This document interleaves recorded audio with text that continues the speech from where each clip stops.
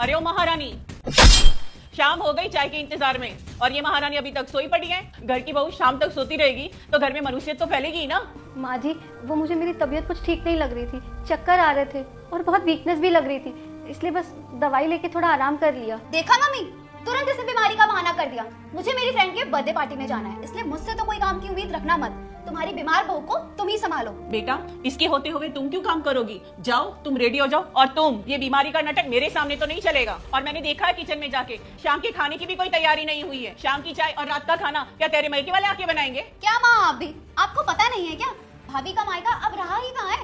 पापा तो बचपन में ही गुजर गए और माँ शादी के बाद गुजर गई। और इनके भैया भाभी, वो तो इनके हालचाल पूछने के लिए कभी भूल से भी कॉल नहीं करते। वो क्या इन्हें मायके लेके जाएंगे? चलो, बहुत हो गया तुम्हारा रोना धोना। उठो और हमारे लिए बढ़िया अदरक वाली चाय बना कर लाओ। माँ जी, मुझे प्लीज थोड़ी देर आराम करने दीजिए। मेरी अभी अभी ही आँख लगी थी, मुझे बहुत चक्कर आ रहा है। आई प्रॉमिस, मैं थोड़ी देर आराम करके सारा खाना बना दूंगी।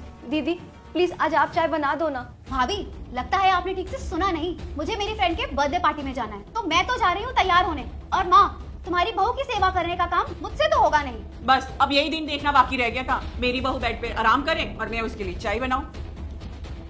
माँ,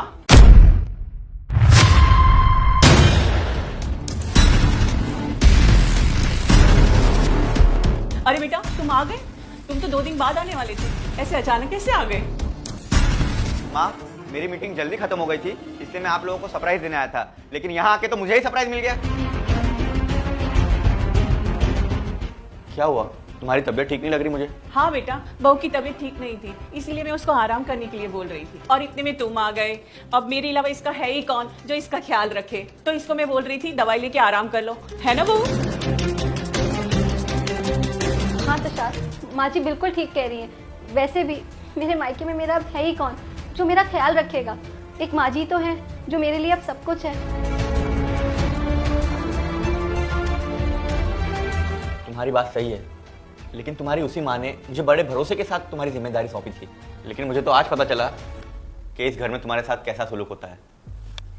लेकिन तुम फिक्र मत करो, हालात चाहे जैसे भी हो, मैं हमेशा तुम्हारे साथ रहूंगा।